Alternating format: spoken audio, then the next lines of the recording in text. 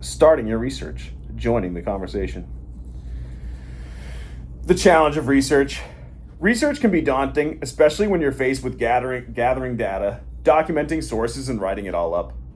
For many students, the hardest part of research isn't necessarily analyzing the information or writing down, it's simply getting started. Anyone feel that way, that getting started is the hardest part here of research? Yeah? What do you think? Just it's hard to come up with the idea at first? 3 common challenges college students face. 1, getting started. Finding the motivation to begin is often the first and biggest hurdle. 2, defining a topic. Narrowing down broad ideas into a manageable research topic. 3, narrowing a topic. Deciding on a specific focused angle to explore within a larger subject area. Research is a discovery process. Research isn't just about finding and listing sources, it's about discovering new knowledge. It's as much about searching for insight as it is about managing the sources you encounter. As we dive into research, we explore expected and unexpected paths, answer important questions, discover solutions to problems, gain new perspectives on old issues. Research allows you to learn about something you care about, to uncover what others have said, and to join the larger conversation within your own ideas. 1, I know I talk about this every class, but find a topic that fascinates you. Research is a treasure hunt. The process is more enjoyable and productive when you care about the subject matter. Here's how to start. Choose a topic you're passionate about. What subjects fascinate or intrigue you? What issues or questions do you find yourself constantly wondering about? I think, again, this is so important because it's almost not even work if you're really interested in the idea you're researching, right? If you're passionate about something, if you actually want to learn more about something anyways, it's not like doing homework, right? It's like, I'm reading this Wikipedia article anyways because I'm interested in it. Now let me save this to my sources page so I can use it later on, right? Like, this is something I already care about. It's already something I want to learn more about. And if you find something like that, again, it's like a treasure hunt. Like, I already want to read this article. I mean, how often do we look at our phones during the day and like find articles, maybe when we're eating lunch or something like that? It's like, I want to read this article anyways. I want to know more about this show I'm watching or whatever. Yeah, so if you find something that fascinates you, it just makes it so much easier than it might be otherwise. If you've been assigned a topic, study the instructions carefully. Understand exactly what's expected of you. Are there specific methods, source types, or genres required? If you get to choose your topic, consider issues related to your major or personal interests. Avoid overdone topics. Is the subject over-researched or tired? Pick something still being debated that ensures relevance and interest. 2, consider your rhetorical situation. Before diving into research, start thinking about your rhetorical situation, the audience, purpose, and context of your research. Your audience, who will be reading your research, what expectations or knowledge do they already have? What sources will they find credible? Purpose. What do you hope to achieve with your research? Are you trying to inform, argue, or analyze? Genre. Which genre are you expected to write in? Essay, report, analysis? Will you argue, narrate, or explain? Stance. What's your attitude toward the topic? How will you establish your authority and credibility? Check for biases. Are you fairly considering multiple sides of the issue? Language. How will you use multiple languages or dialects? How does the existing research affect your tone and approach? Context. What are the length, due date, and format requirements? How does prior research influence your approach? Media. Are specific media required? Will video, audio, video, visuals, or links enhance your work? And design. Will you use charts, graphs, images, headings, or lists to convey your message? 3, narrow your topic. A good research topic should be substantive enough to gather enough information, but narrow enough to avoid being overwhelmed by sources. For example, a general topic, women in sports, a narrower topic, injuries among women athletes, an even narrower topic, Patterns of injuries among collegiate women basketball players compared to men. Narrowing your focus makes your sources more manageable. Too broad of a topic will drown you in information. Too narrow of a topic may leave you with little to work from. I would argue here, if this was me, again, we're talking about my recipes for writing an essay, I would start very generally, maybe even to just define things like what we were talking about earlier. So we're going to do definitions of something, right? And define something for your reader, in this case, me or anybody you might want to show your paper for. What does that person need to understand, right? To, understand the rest of your essay, the rest of what you're going to talk about.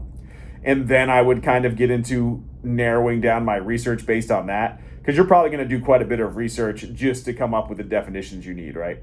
Just to come up with the information you need to share. And then you can kind of narrow it from there, because hopefully by that point in time, you'll have a better idea of what you're going to talk about just based on the preliminary research you did. Based on just the early things that you looked at, you're like, all right, now I found all this while I was digging. What can I write about from this earlier research?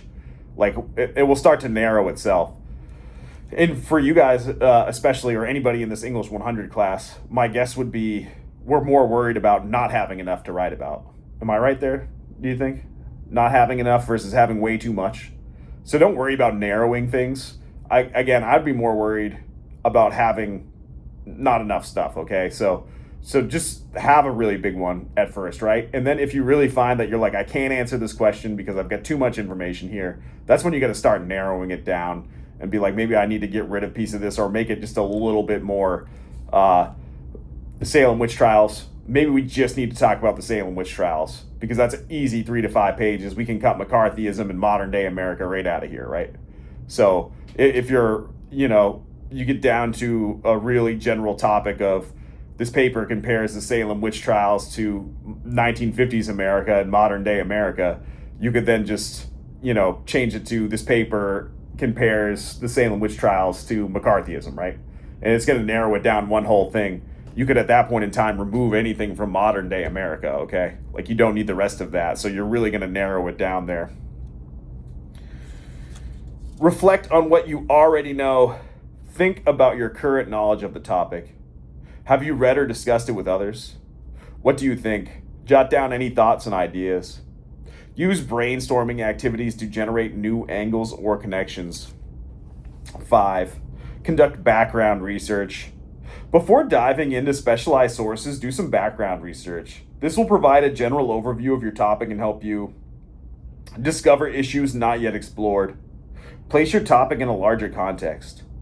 Explore online encyclopedias, reference works like Wikipedia, and academic databases. 6. Articulate a research question. After narrowing your topic into a research question that will guide your exploration, a good research question should be open-ended, leading to exploration rather than a simple yes or no answer. Not very good. Does social media affect mental health better? In what ways does social media influence mental health among teenagers? 7. Develop a working thesis. As you research, begin to form a working thesis, which is your current hypothesis or best guess about your claim. A working thesis isn't set in stone, but it helps guide your research. Research process checklist. To help guide you through a research process, here's a step-by-step outline. 1. Choose a topic. 2. Analyze your rhetorical situation. 3. Do preliminary research. 4. Narrow your topic and form a research question. 5. Plot out a working thesis. 6.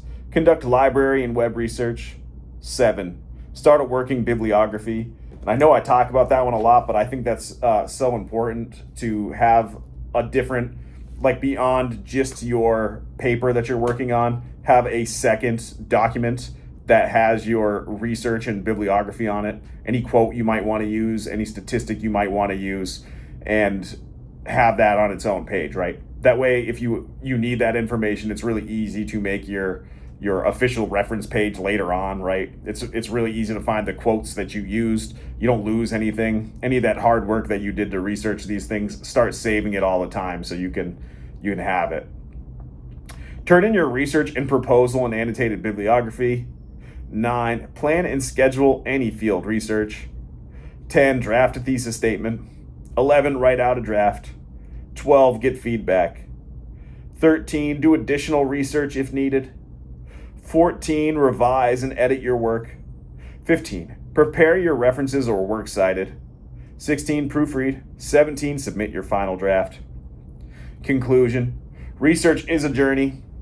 Research isn't just about compiling sources, it's about joining a larger conversation. By selecting a topic that matters to you, narrowing it down, and methodically exploring it, you contribute your own ideas to the ongoing dialogue. Embrace the discovery process and enjoy the journey toward uncovering new knowledge. Here's a lecture on maximizing the use of Google for research. This will cover search techniques, filters, and tips for finding credible information quickly and effectively. Title: Mastering Google Searches for Effective Research. Today, we're going to explore how to get the most out of one of the most powerful research tools available to us, Google. While Google is an easy way to find information, many people don't take full advantage of its search features. Knowing how to refine your searches can make a big difference, especially for academic research. The power of keywords. Think strategically. Begin by identifying key concepts or words related to your topic. Break down your research question into specific terms or phrases. For instance, if you're researching the impact of climate change on marine life, start with keywords like climate change, marine life, and impact. Use synonyms and related terms. If your initial keywords aren't yielding the right results, try variations. Google's algorithm will often show related results, but including synonyms or related terms yourself can help you control the search direction. Example: instead of just climate change, try global warming or environmental change or sea temperature rise. This one's really important. I don't know if you guys know this or not, but use quotation marks for exact phrases. Quotation marks. When you put a phrase in quotation marks, Google searches for that exact phrase in that exact order. For example, searching for effects of climate change on marine life in quotations will only return pages with that exact phrase, which narrows down your search to more relevant results. This technique is particularly useful when looking for specific terms, book titles, or famous quotes. So essentially what we're saying here is that if you use quotation marks when you're looking things up, if you add a couple words together, again, we could talk specifically Salem witch trials and McCarthyism. If you put that in quotation marks, you're only going to get results that talk about those two things together, okay? Whereas if you talk about them individually, you don't put quotation marks there, you talk about Salem witch trials and McCarthyism, no paragraphs, you're going to get articles that talk about each individually, okay? But if you put that, again, you put it together, I think this is just like a time-saving thing if you're looking for more specific information. When you do start to narrow down your thesis statements and you're looking for, articles that really are talking about specific things, using quotation marks is like the easiest thing on Google. Like, if you do this on Google, you're just going to get better searches, basically. It's kind of the whole point of this lesson. It's something I learned in high school, I think, that I've used many, many times over the years. It's there's so many things that Google does that people just don't even know. I mean, there's even little Easter eggs that it does. It just is like really silly stuff. For example, I don't know if you guys know this, but you can make Google flip. If you tell it to do a barrel roll, it just like the whole page will flip. It's pretty silly, but I mean, it just is like random stuff like that. Who knew? Like, 3 Boolean operators and or not and used to include multiple concepts in your search. Google assumes an uppercase and between words by default, but explicitly using it can help clarify your intent. Example: climate change, uppercase, and marine ecosystems will show results that include both terms. Or, useful for finding results that address at least one of several concepts. Example: climate change, uppercase, or global warming will find sources that mention either term. Not or the minus sign. It excludes certain terms from your search. For example, climate change minus politics will filter out results that include the word politics. By combining these operators, you can create highly targeted searches. So here again, we're just using specific words and or things in Google. The minus sign is going to take out, again, talk about Salem witch trials. We want Salem witch trials without McCarthyism. We're going to put minus McCarthyism. It's going to take out anything that's got to do with McCarthyism in that search pattern, okay?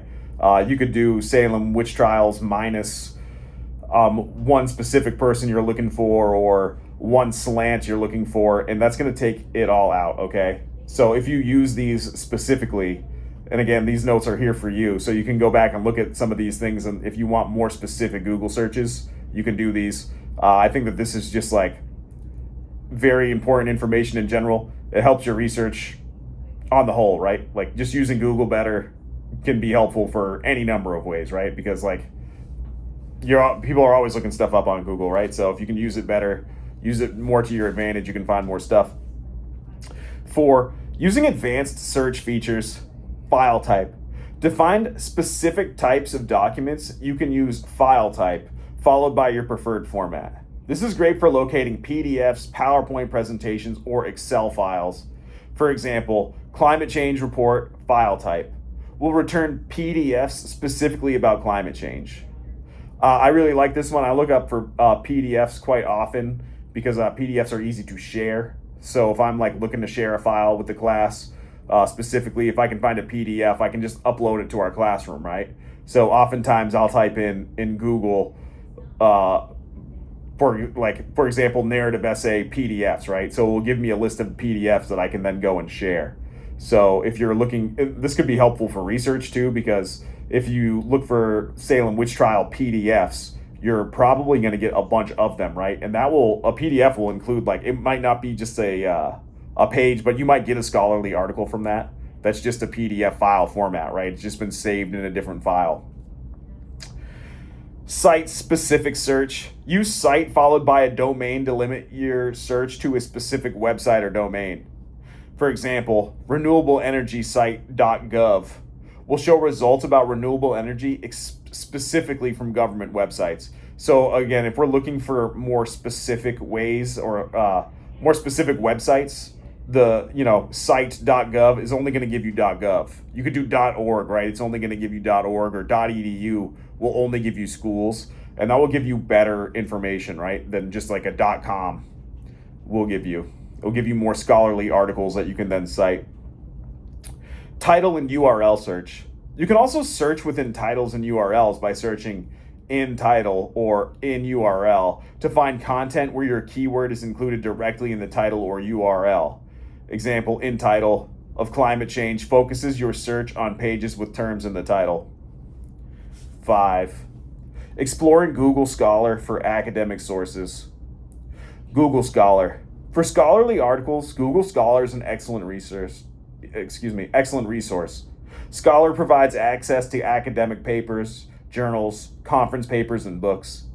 Use it to find credible sources for assignments or research projects and take advantage of filters like since year to find more recent studies. Cited by. Scholars show how often an article has been cited by other works. Articles with many citations are often influential and can lead you to add additional resources. Related articles. The Related Articles feature provides access to similar studies and publications, expanding your research options. So Google Scholar is just another, we have the general Google search, but you can choose Scholar instead, and that's going to give you more academic focused information. 6, searching by time filters. Google allows you to filter search results by time. This is useful for finding the most recent research, news, or developments. Click on Tools under the search bar, and you can narrow results for the past hour, day, week, month, or custom range. This is especially helpful for fast-changing fields like technology, medicine, and current events. Again, I would say AI. If you wrote a paper on AI and how AI helps in the classroom, and you used an article that was like 3 or 4 years old, that article would be too old, right? It's rapidly changing. It's changing every week, every couple months. So you could have Google only give you information for the past couple months, right? Not a couple of years. Really limit yourself and really give yourself the best information possible. Leveraging Google for credibility and fact checking. Check the source. Always evaluate the source of the information you find on Google, governmentsites.gov, educationalinstitutions.edu, and reputable organizations are generally more reliable. Google News. For news stories, use Google News to find recent articles from verified sources. Use the full coverage button to see multiple perspectives on the same story. Fact-checking sites. Google makes it easy to access fact-checking sites like Snopes or factcheck.org by including fact check in your search. Example, Climate Change Fact Check can help you verify claims or understand both sides of a debate. Refining searches with additional tools. Google Images. Sometimes a picture can illustrate a point better than words. Google Images has filters such as usage rights that can help you find images you're allowed to use for presentations or papers. Google Books. Search books on a topic through Google Books to access excerpts, read reviews, and see where the books are available. This is a great way to preview a book before committing to a full read. And define function. Type define followed by a word to quickly get its definition, pronunciation, and even translations. Example, define, in quotations, will provide dictionary definitions and related terms. So again, we were talking about how we could define things for our papers, or a big part of our papers would be definitions. If you just put define in parentheses or, in the paragraph quotes, it will define the terms for you. Google will do that, and it will give you a great definition that you can then start working on, okay? Take advantage of Google's search shortcuts. Calculator. You can type basic math problems directly into Google search bar, and it will display a calculator. Example, 45 times 67 or 124 divided by 4 will calculate the results for you. Conversions. Google can instantly convert measurements, currencies, and units. Example, 10 USDR to euro or 5 miles to kilometers. Weather, flight status, and time zones. Type weather, city name, flight number, or time and location for instant information. 10. Avoiding search pitfalls and using Google's Help Center. Avoid overly broad searches. Try to avoid using general terms like health or technology. Be specific to get relevant results. Google Help Center. Google provides a help center with tips on how to use advanced search features. If you're ever unsure about how to structure a search, it's a good idea to check here. By using Google's advanced search features, filters, and shortcuts, you can transform your research process. Learning how to search effectively will save you time and lead to more accurate, relevant information. Remember, Google's an incredible tool when used well, but always evaluate your sources carefully. Make it a habit to read defensively, ensuring the information you find is credible and relevant. I encourage you to start practicing these strategies for your next assignment or research project. And then we got the art of skimming, scanning for relevant information. Today we're talking about reading techniques that can make a huge difference in your research and studying, skimming and scanning. Now I know many of you have probably heard these terms before, but today I want to dive into why these techniques are so valuable and how you can use them to get the most out of your reading. Whether you're wading through a thick textbook chapter or a lengthy research article, skimming and scanning can help you identify the key points without having to read every single word. Let's get started. Skimming techniques. First, let's talk about skimming. When we skim, our goal isn't to understand every detail, but rather to get a general sense of what the text is about.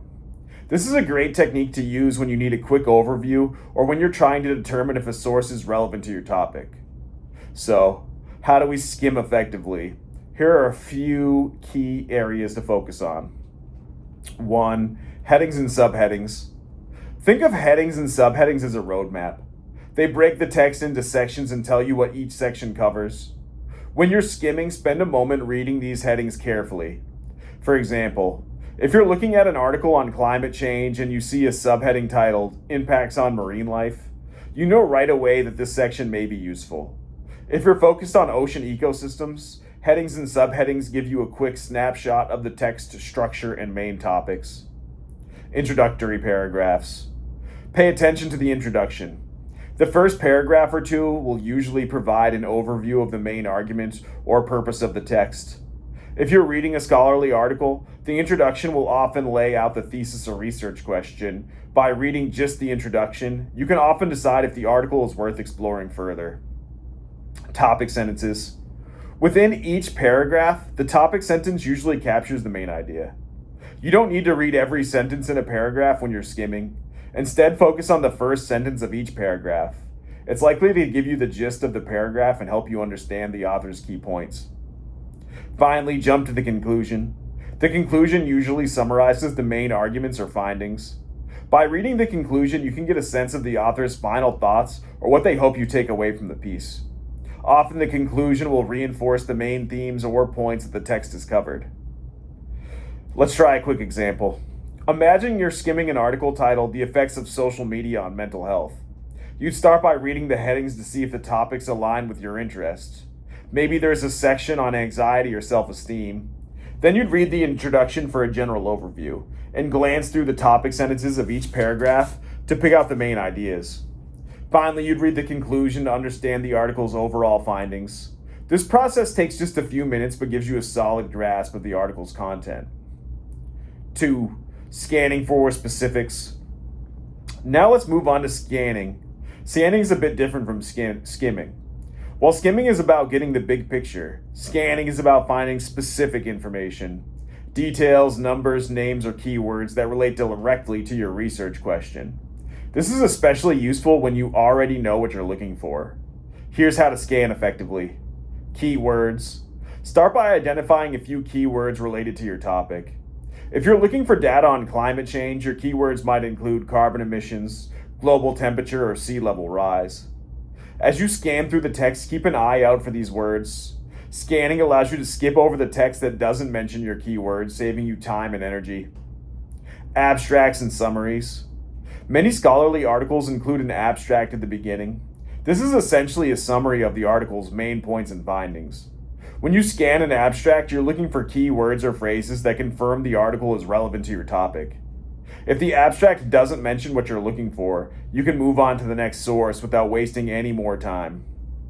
The first sentence of each paragraph.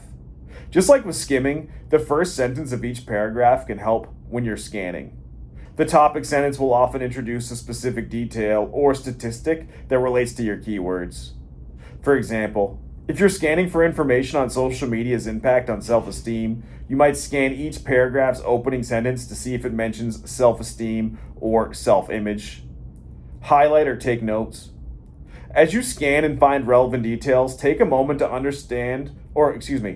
underline or highlight them or jot down quick notes. This will save you time later when you're pulling together your research notes or writing your paper. By marking the sections that are useful, you can easily return to them without having to search through the entire text again. Example in practice. Suppose you're working on a research paper about renewable energy and you're specifically interested in solar power statistics. You find an article on renewable energy and scan it for keywords like solar power and solar panel efficiency. As you go through the article, you skip over unrelated sections, focus on the paragraphs where these terms appear. In no time, you'll have the specific data and statistics you need. 3. Combining skimming and scanning. Now that we've covered skimming and scanning individually, let's talk about how they work together. You can start by skimming a source to see if it's broadly relevant. If it is, you can then scan it for specific details or data points that relate to your topic. Here's an example of how you might combine these techniques. Let's say you're researching the benefits of the plant-based diet.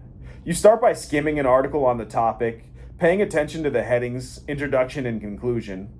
You decide it looks useful, so you begin scanning the article for specific statistics on health outcomes like reduced risk of heart disease or improved cholesterol levels. By using both techniques, you quickly determine both the general relevance of the article and the specific details that support your research. In conclusion, skimming and scanning are powerful techniques that can save you a lot of time and effort. By skimming, you can get an overview of a text. By scanning, you can zero in on specific details. These skills are essential not just for research, but for any kind of reading where efficiency is important. I encourage you to start practicing them regularly, especially as you work on assignments that involve gathering and analyzing sources. Thank you, and I'm excited to see how you apply these skills in your own research.